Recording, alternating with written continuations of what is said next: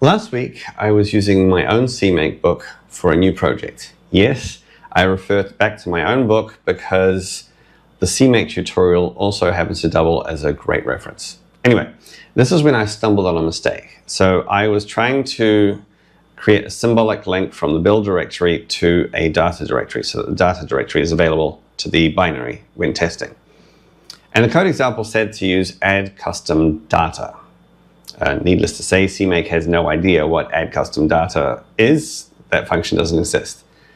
It was clearly meant to be add custom command.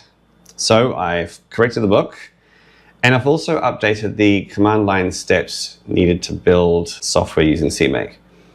So here's what the book originally said. It said the old-fashioned make dir build, so you create the build directory, cd build, you go into the build directory, and then you run CMake -- to do the configuration, and then CMake --build --parallel.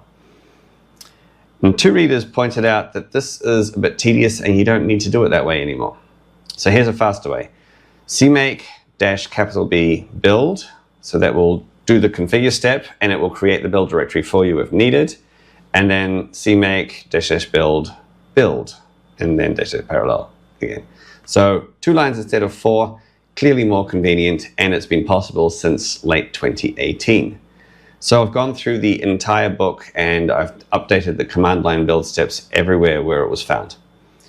As usual, everyone who has bought the CMake tutorial already, you can download the updated version using the download link in your original order email, or you can download it via your account at kiasigmadelta.com/store/account.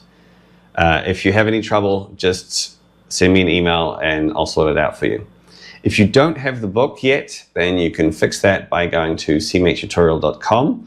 I'll leave a link below the video. And oh yeah, the video related to the project I told you about when I discovered that little mistake in the book, that will be out soon. It might even appear up here.